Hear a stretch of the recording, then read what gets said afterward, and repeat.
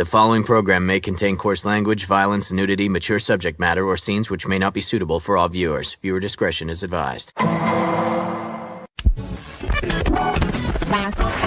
All Hit Radio.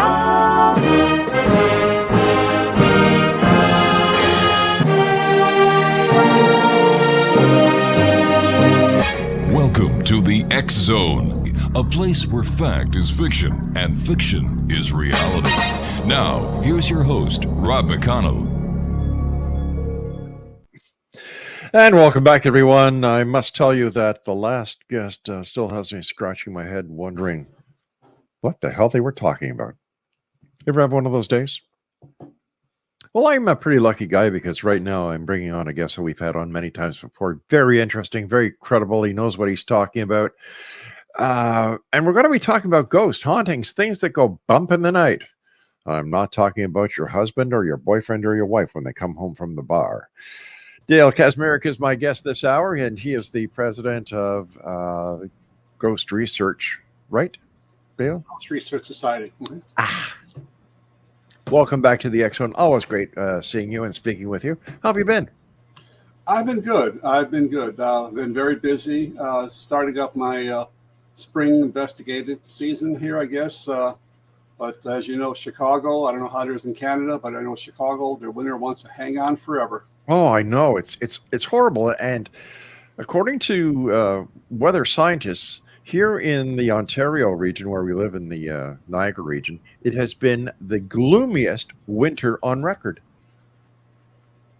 I think Chicago probably be a close second. I mean, we seem to have like 6 months of winter and a couple of months of summer. We don't have no spring or fall here, really. Yeah, same here. When is your busiest season? I would imagine that Halloween in that part of the fall is busy for you, but are you busy all year round? Yeah, I mean, pretty much. We do things, investigations, and research year round. We start breaking out the equipment to do outdoor investigations. Hopefully, in April, and we run through October or November, whenever the season begins to get bad again. And even during the off season, we try to do internal investigations where we're going into private homes, businesses, places like that when we don't have to go out in the harsh weather. The type of investigation that you do, does it vary according to the time of year as well as the weather itself? It can. In some cases, for instance, if give you an example, we just got back from a 5-day trip to northern Alabama to do investigations out there into a spook light, a ghost light, which is also one of my passions. I wrote a book on it called Illuminating the Darkness, The Mystery of Spook Lights. And sometimes those things are only seen, according to the eyewitnesses down there, during certain times of the year, for instance. Even though it was 70, 80 degrees down there, which was a respite from the Chicago weather up here, I mean, it was a nice vacation. It seemed like some of those, I only saw really one or two that I could maybe claim might be paranormal. It seemed to have more of those show up as we get closer to the summer. So kind of tailoring our investigations pretty much to when the phenomenon is often, seen by people.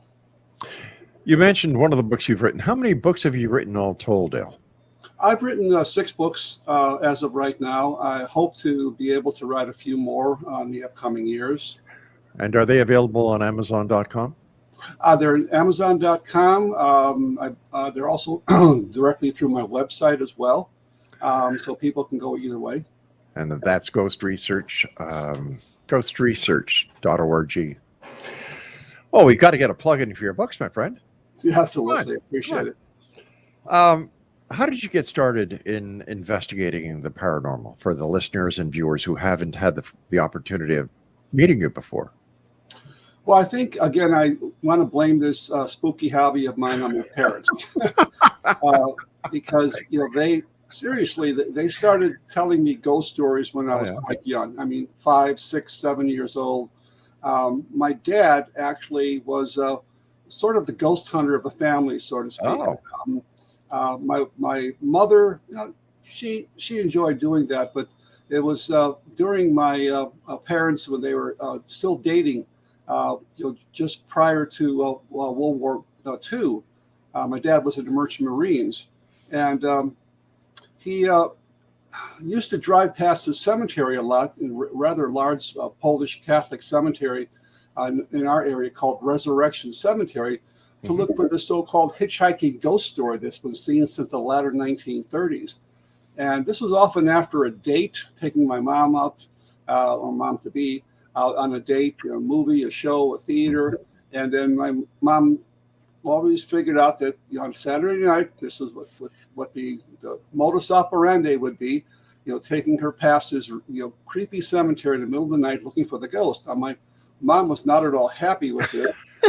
She was would often scream at my dad and say, take me home. I don't want to see the ghost. And they never saw the ghost, but it was these kind of stories that I had told to me as a youngster. In fact, that was the very first ghost story I was ever told, of this hitchhiking ghost story.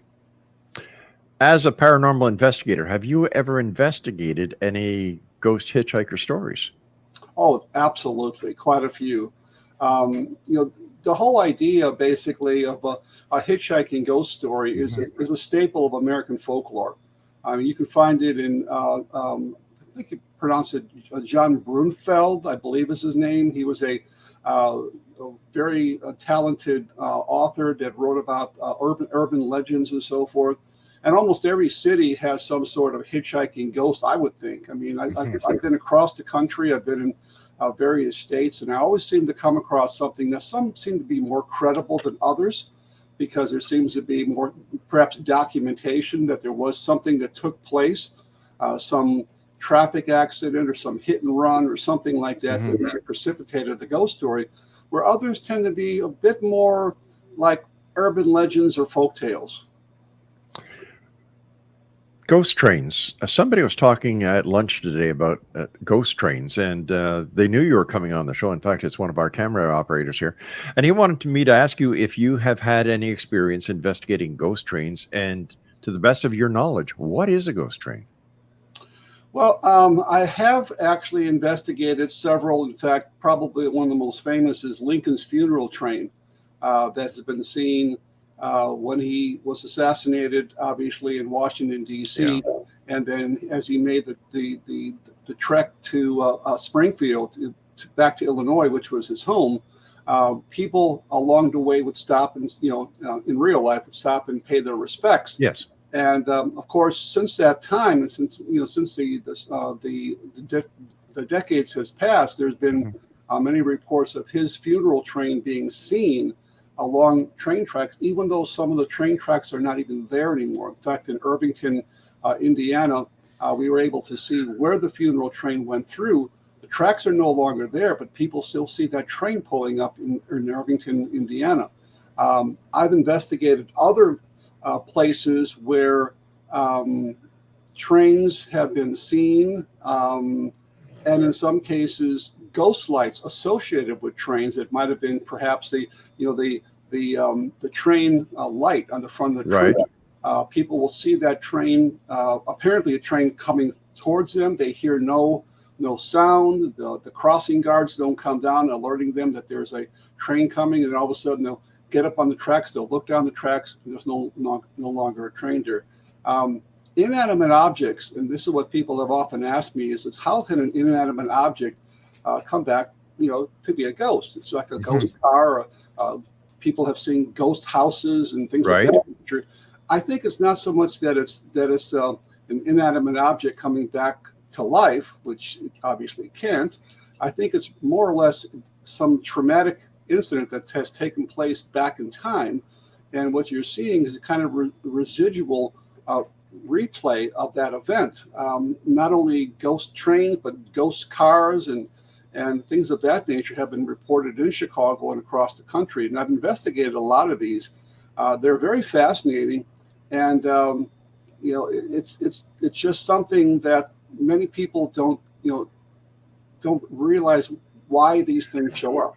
Well, I've got a theory because of the amount of time I've been in broadcasting. Way back when, we used to have to record everything on reel-to-reel tapes and keep them for so many days for the CRTC and the FCC. Once that that reel had, was long enough, and that, we held it as we had to. We had bulk erasers, demagnetizers. Mm-hmm. And what would happen? Not everything would be erased.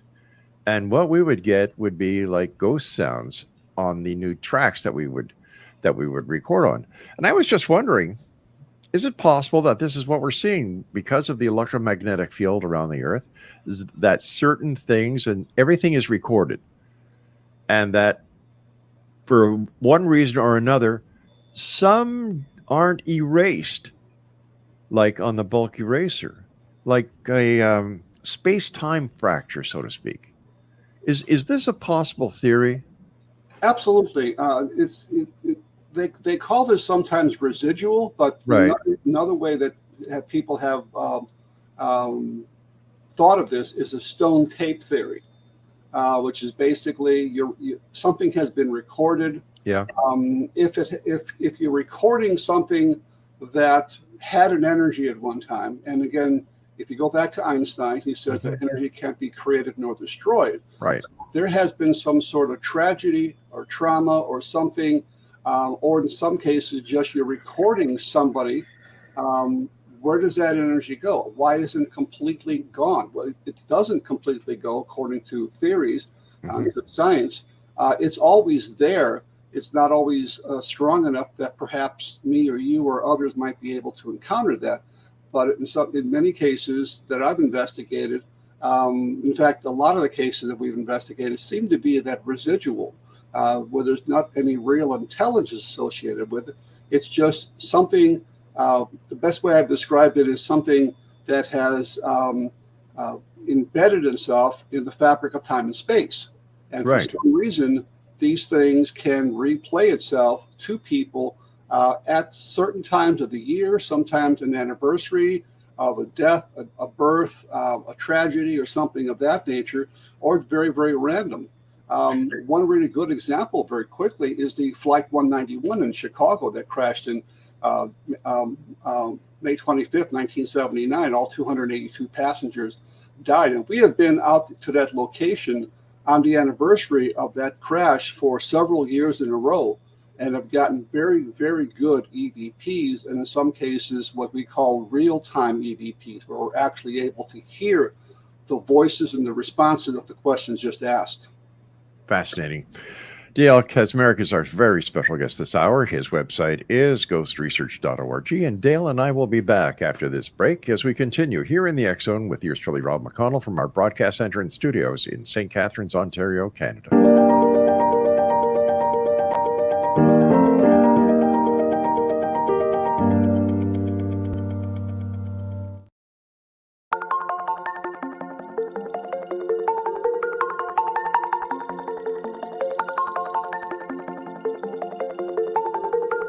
Question: what is the name of the unique blend of coffee you get that has been formulated by a neurologist, a neurobiologist, and a pharmaceutical chemist? Answer: you get Beautiful Mind Coffee, a unique coffee blend that tastes great and has herbal ingredients that your brain will love, and it is not just coffee, it's brainalicious. Dr. Rathbone, Dr. Jang, and Dr. Winslow, the scientific team that created Beautiful Mind Coffee, decided to collaborate on a coffee focusing on brain health. As for those herbal ingredients found in Beautiful Mind Coffee, Dr. Rathbone, Dr. Jang, and Dr. Winslow, utilizing their combined extensive scientific research background, worked with many natural and herbal products until the exact formulation that is found in Beautiful Mind Coffee was created. With a unique scientific formula not found in any other coffee being sold or served, Beautiful Mind Coffee is the only coffee blend that contains 3 herbal ingredients found to aid in boosting your daily mental clarity and focus. Every cup of Beautiful Mind Coffee contains scientifically formulated amounts of maca root powder, green tea extract, and American ginseng, all supporting good brain health. Taking care of your brain's health now can help delay or prevent the onset of cognitive dysfunction, including dementia, Alzheimer's, and more general memory loss as you get older, just by enjoying the delicious flavor of our roasted coffee and herbal ingredients found exclusively in Beautiful Mind Coffee. Did you know that cognitive dysfunction also refers to deficits in attention, verbal and nonverbal learning, short-term and working memory, visual and auditory processing, problem solving, processing speed, and motor functioning? For more on Beautiful Mind Coffee, the 3 scientists who formulated Beautiful Mind Coffee, and more details on the 3 unique herbal ingredients in Beautiful Mind Coffee, visit www.brautifulmindcoffee.ca. Beautiful Mind Coffee is now available online at amazon.ca and amazon.com. To order Beautiful Mind Coffee, visit www.beautifulmindcoffee.ca today.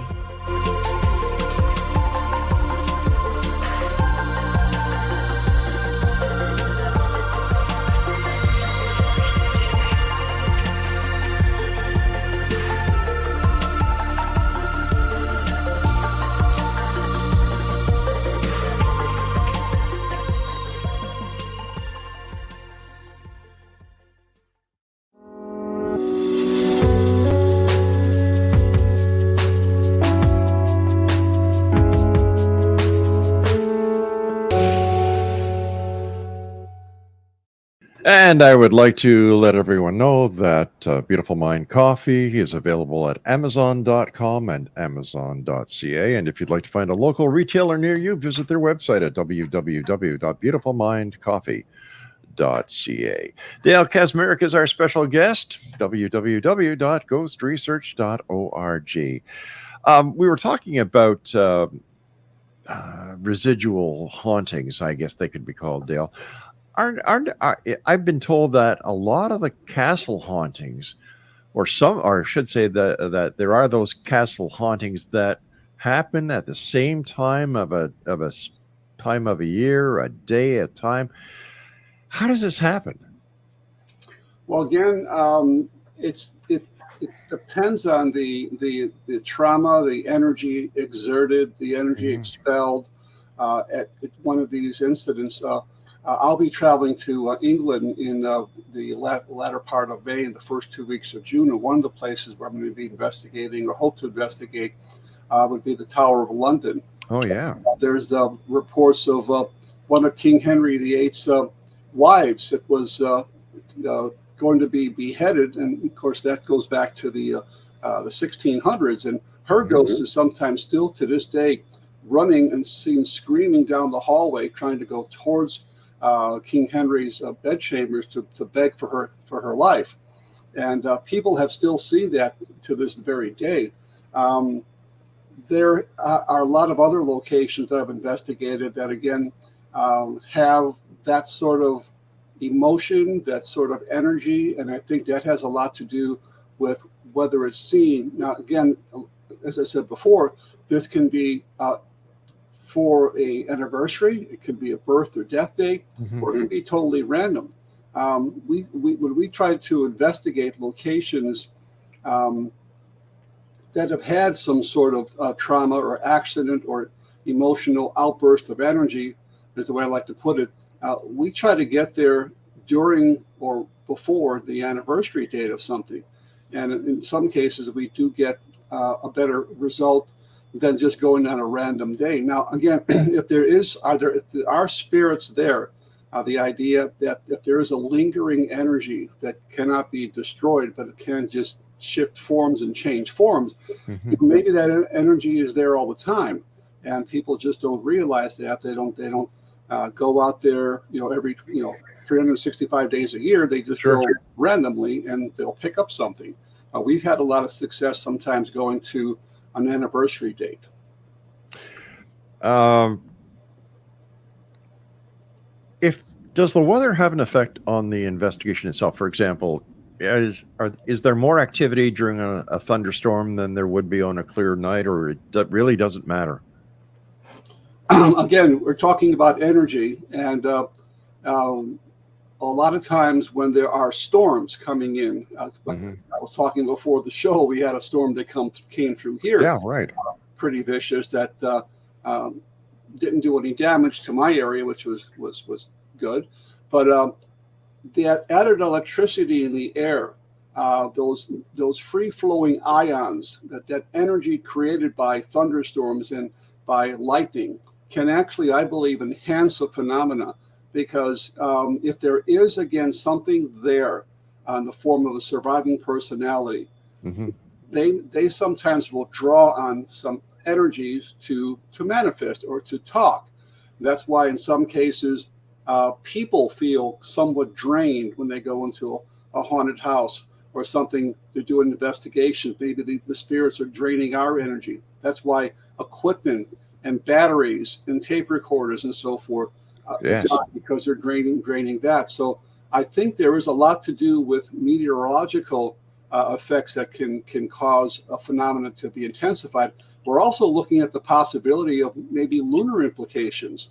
The full moon, the new moon, and so forth. Because the whole idea for the term lunacy comes Yes. from the term lunar, moon, and so forth. And police officers have often said that they get a lot more violent crimes, Yeah. carjackings, and so forth during the time of the full moon. So if it can affect us physically in the physical body, Mm-hmm. it may be able to affect somebody that has left their body. Well, look what the moon does to the tides. Absolutely. And of course, our body is mainly composed of water, so it would only make sense that the way that the moon affects the tides would certainly affect us humans as well. Somebody calls you up and they say, Dale, heard you on the X Zone the other night, saw you on X Zone TV, on Simul TV. I have a problem. I would like you and your team to come and investigate what I consider to be a haunting. How would you conduct an investigation like that?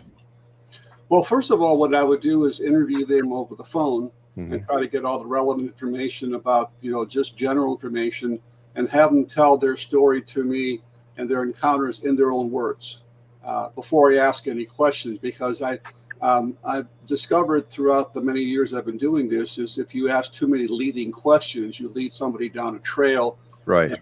You should just let them tell the story in their own words, which is what I like to do. So I'll do that first, and then later on we have about a 10-page questionnaire that we can go through that also asks about the type of home. Is it on running water nearby? Is it made of limestone? Other things like that that may have a bearing on the case. We would then set up a time to go over to conduct an investigation with a small team, depending on the size of the home. Mm-hmm. I mean, I've done investigations in mobile homes. I've done investigations in 256,000 square foot buildings. Wow. So we would bring in a team that's would be useful in the size of the home that we're going into, and they would work in teams of 2. And we do this in 3 phases. Phase 1 is we go through with our equipment, with clipboards and floor plans of the location without telling any of my team what's going on. So I think that's more scientific that way. That this way, people in my team don't have any preconceived notions what's going on. They don't go to the creepy attic or the scary basement. They just go throughout the building, and they will record whatever they pick up with their own bodies, with their equipment, and mark it on there. Then in phase 2, we would then sit down with the client, and before the client says anything, we have our team tell the client what they've experienced. Now, I've already talked to the client, so I know at that point they've told me the whole story. And then we see how that matches up between what the client has experienced and what we have just picked up. In phase 3, we would then set up our cameras at these locations, maybe other locations that maybe our team did not pick up anything at. We would conduct EVPs. We would then try to find out if there was a communication that could be held in some way, find out why this ghost is there, put out some other meters and devices that would pick up anomalous energy from electromagnetic frequency to radiation to totally invisible light, use night shot cameras and things of that nature. And then after all that is compiled, we may or may not have experiences. It really depends. I mean, sometimes we've been to a location that we get nothing at all.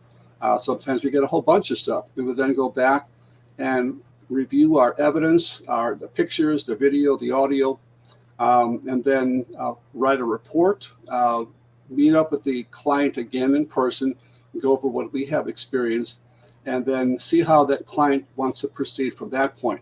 Because a lot of times when people call us, it's not so much that they want an exorcism or they want something taken out of it. Sometimes they're just curious. They want to know that they're not going kooky, they're not going crazy. They want verification from this. And in some cases, they think they know who it is. It might be Uncle Joe, Uncle Tom, and Bernice or something. And if it's that person, they don't want that person to be expelled. They're fine with that. So we kind of go like that route. And if the client wants to take it a step further, then we can always bring in psychics or mediums that we have worked with in the past to see what other avenues we can explore. Is there any connection between ghost hauntings and other dimensions? I believe so. I believe that in many cases, the whole idea of a ghost, again, I believe in some cases it can be a surviving personality. If you talk about the intelligent ghost and not the residual is kind of a tape loop, but there can be intelligence where we get EVP responses. But in some cases, I believe, and many other investigators have also come up with this idea of portals, of interdimensional doorways, perhaps, where spirits can go back and forth from time to time. And that's why maybe they're not here all the time. Maybe they are, whenever I hate to use this word, but the veil gets kind of thin at certain points, that we can perhaps see and experience more spirits than they may be all around all the time, but their energies may not be sufficiently strong enough for us to capture an EVP, to take a picture, to see them visually, which by the way, visual sighting is by far the least reported phenomenon. It's mostly sounds that people will experience rather than physical manifestations. When using recorders for EVPs, what do you find to be the best method, the old analog or the new digital recorders? We've actually used both, but I think right now we've gotten a bit more results with the digital technology than the analog. We have employed cassette tape recorders. We have the old bulky reel-to-reel tape. Yeah. We have portable devices we can actually bring in as well, but the sound is very often not up to par, so to speak, as the digital sound would be, and we're able to more easily, import that into a computer. I have software that I can analyze and see in some cases where that voice falls in. Does it fall into an avenue of audible sound, or is it infrasound? Is it ultrasound? Is it beyond or below our hearing capabilities? And most EVPs, as you know, are not heard when they're recorded. They're usually only heard during playback. Is there any logic behind that? Yes, there is actually, because even the old analog recorders, but more so the digital technology, actually records a wide variety of sound and sound energy, I guess you would call it, even beyond what we can hear. It encompasses a lot of different frequencies that sometimes we just don't hear.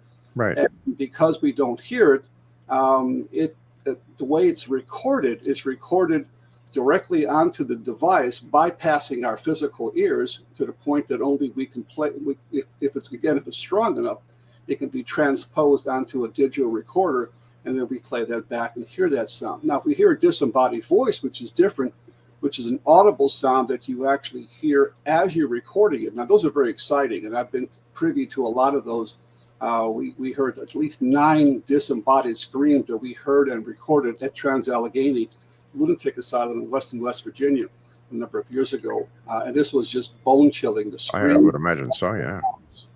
What was it like the first time you heard a disembodied sound?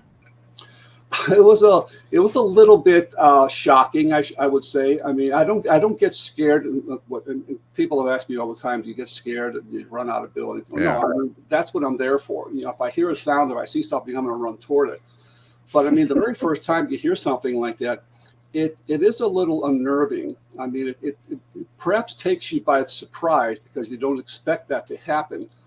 Because again, that's something like the visual apparition where you don't often hear or see that much. It's usually something you take a picture of and you see later when you look at the picture or when you do an EVP recording and you hear it in the playback. Do you find the same thing happens with video recordings? Oh, absolutely. Yeah. Because some of the video recorders we still use are taped recordings. I mean, they're using high 8 cassette tapes, which is magnetic recording tape, the same type of tape that you would find in the old reel-to-reel tape recorders, and in some cases the cassette tape recorders. So there is a very good possibility we have in the past recorded EVPs on the audio track of video tapes that we did not hear at the time. Yeah. All right, Dale, please stand by. Always great talking to you. Thanks for taking time out of your busy day to join us. And Dale KACZMAREK is our guest. His website is ghostresearch.org, and Dale and I will be back on the other side. And don't forget, he has a couple of books that are available on Amazon.com, as well as his website, which is, once again, ghostresearch.org. I'm Rob McConnell. This is the X Zone. Dale and I return on the other side of this break. Don't go away.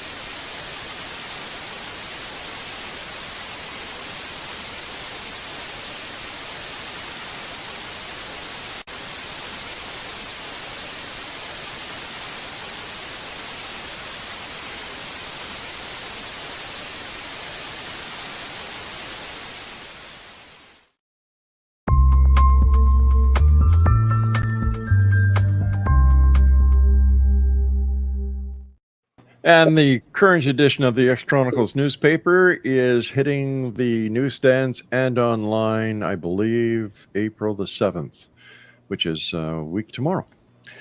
Exonation, our guest this hour, Dale KACZMAREK, ghostresearch.org. If there are ghost people, are there also ghost animals?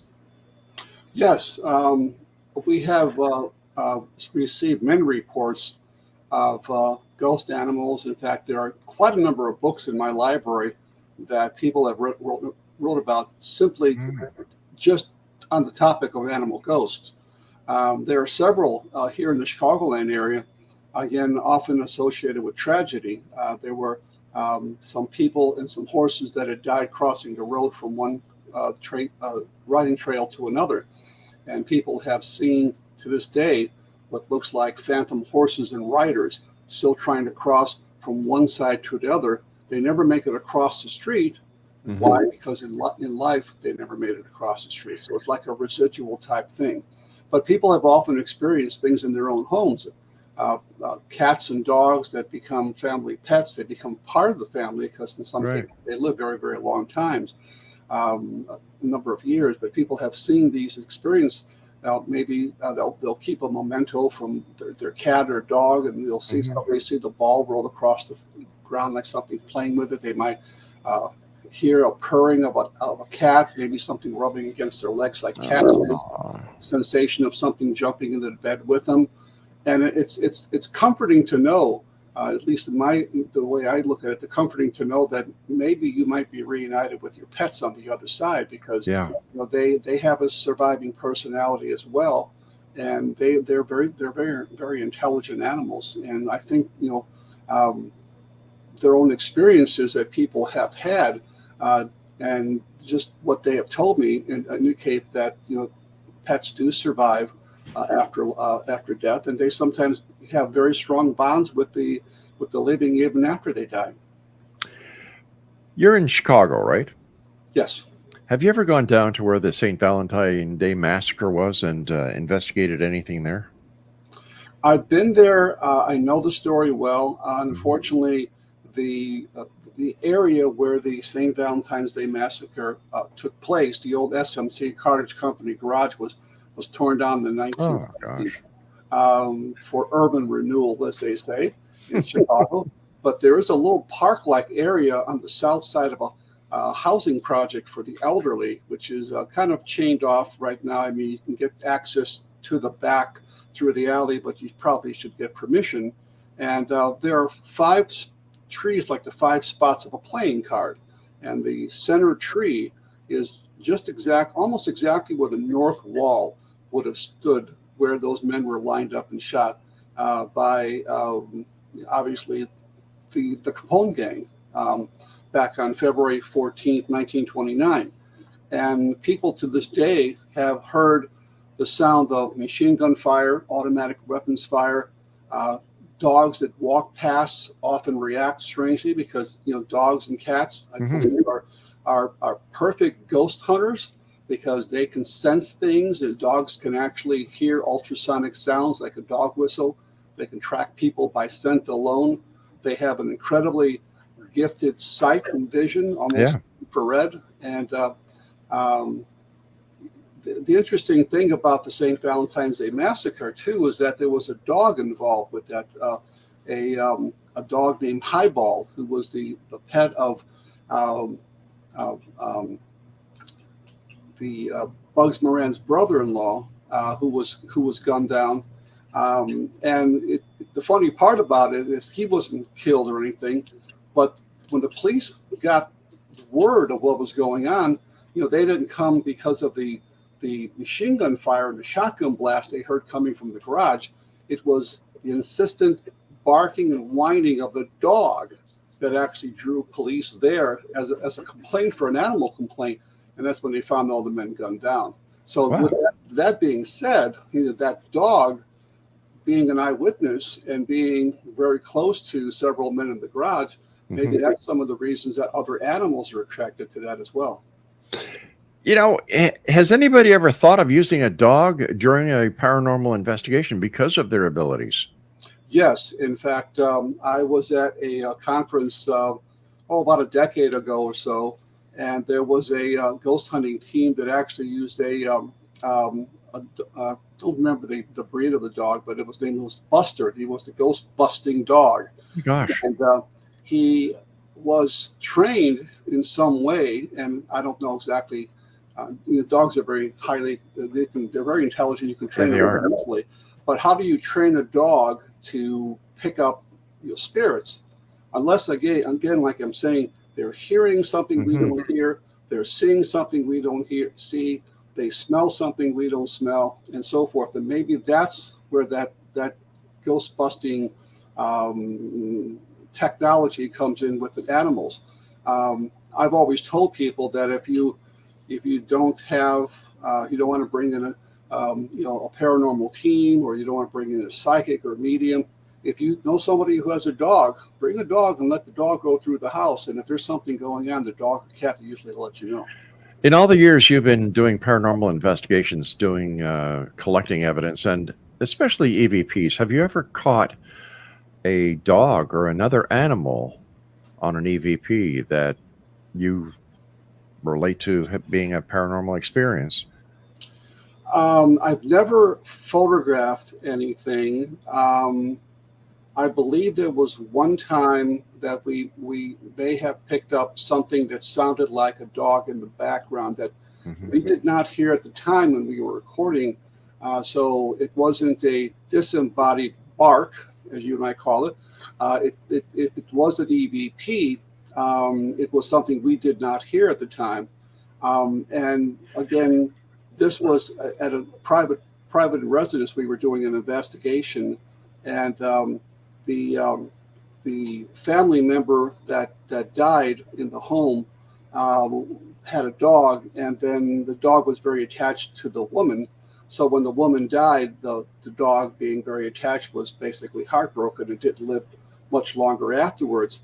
So when we went in to do an investigation to discover if this woman was still around, because people thought that they'd seen and heard things, we picked up what sounded like an animal in the background that sounded like a dog.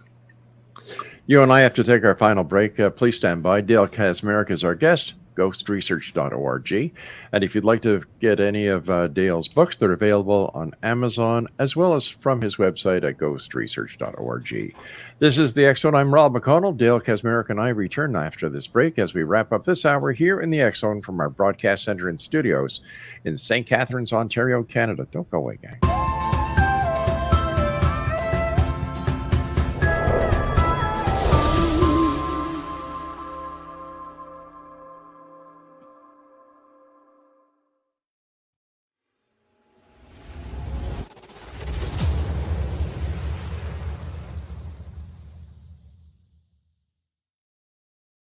So I was watching the X-Zone TV channel last night when I was abducted by aliens, and they kept repeating to me over and over again, simultv.com, simultv.com. What's simultv.com? That's what I asked them. They had it written on the side of their UFO. How do you spell that? UFO. No, I mean simultv.com. simultv.com. simultv.com. Right. simultv.com. Interesting that you were abducted by aliens in a simultv.com UFO last night. Oh, yeah? Yeah. Now that you mention it, I remember now last night I was awakened from a deep sleep. My great-grandmother was standing there. She said she'd come from the hereafter to tell me about simultv.com. She even spelled it out for me. simultv.com, sonny boy. simultv.com. simultv.com, sonny boy. Wow. Yeah. Guys, you'll never guess what my psychic guru just told me. simultv.com. Exactly. Are you guys psychic too? Of course. We all know about simultv.com. simultv.com.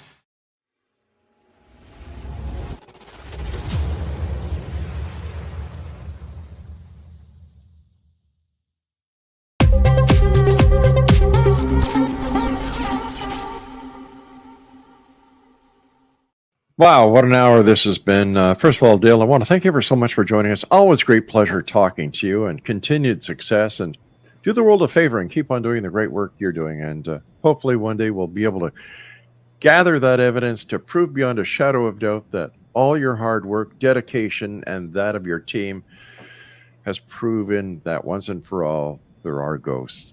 Are we getting closer to that point, in your opinion?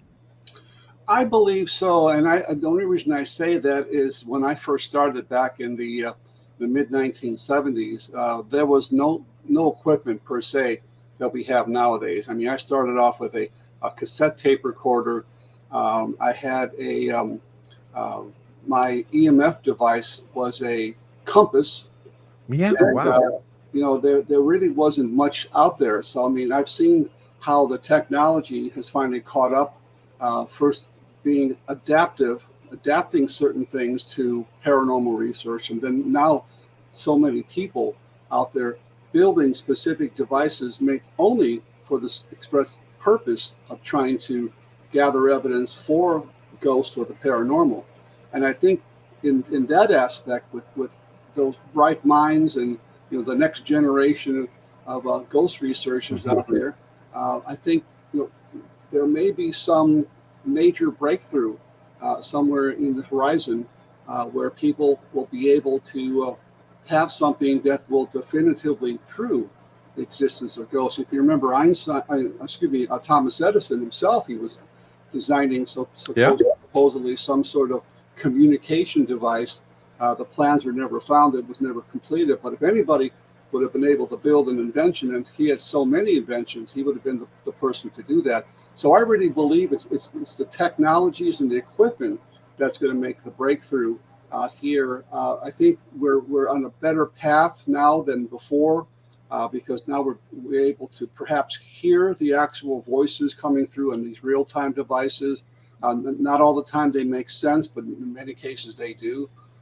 We have so many examples of full sentences coming out on direct responses to our questions. So it's not just random words coming through. So I think that's where the breakthrough will come.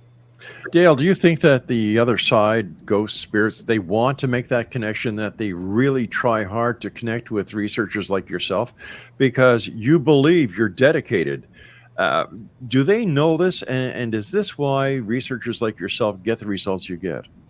I think so. And the reason I say that is even going back, a generation before mine, when they had Dr. Konstantin Rautifulmindcoffee, Professor Hans Bender, and Friedrich Jurgensen and other very early EVPers, George Meek, for example, another name that pops up, when they were communicating with scientist friends that had passed over, they indicated through some of their EVPs and some of their responses they were getting is that the other side was actually telling them how to make the device better, what frequency they needed to go, how to adjust it better. And these are some of the EVPs that you can actually find if you go on these internet programs and so forth. So I think they are trying to reach out to us in some cases to make that communication, to make that connection from the other side.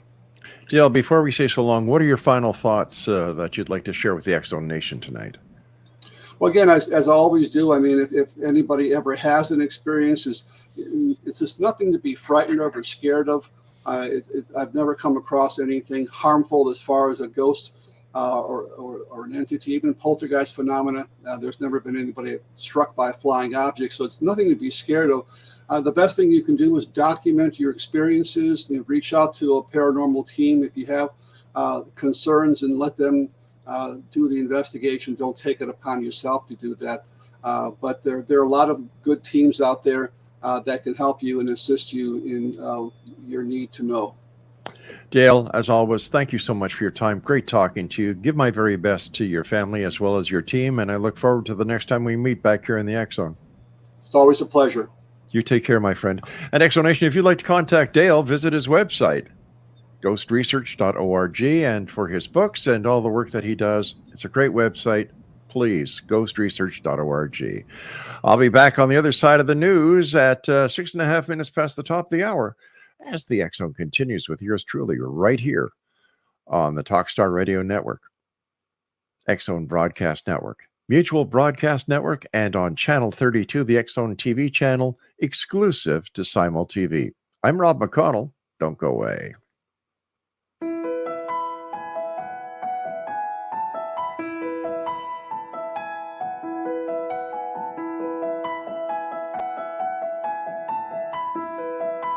From the Canada-US border in the southern region of Niagara, traveling north in Ontario's Golden Horseshoe, then east and west of the Greater Toronto Area, there is growing awareness and excitement as more and more people are starting their day with Beautiful Mind Coffee, the delicious healthy coffee that your brain will love. Made with ethically sourced 100% Arabica coffee, Beautiful Mind Coffee is roasted and ground in small batches to ensure each bag contains a wonderful full-bodied artisan coffee. Scientifically formulated, Beautiful Mind Coffee is the only coffee blend that contains 3 herbal ingredients found to aid in boosting your daily mental clarity and focus. Maca root powder, green tea extract, and American ginseng have been selected for their ability to support good brain health. Taking care of your brain's health now can help delay or prevent the onset of cognitive dysfunction, including dementia, Alzheimer's, and more general memory loss as you get older just by enjoying the delicious flavor of our roasted coffee and herbal ingredients found exclusively in Beautiful Mind Coffee. Beautiful Mind Coffee is now available at Amazon.ca and soon to be available in selected locations near you. In Hamilton, Ontario, Beautiful Mind Coffee is now available at Livelong Wellness Clinic, located at 189 Hewson Street South. Beautiful Mind Coffee can be ordered by telephone by calling 416-436-3675 or 905-536-2450.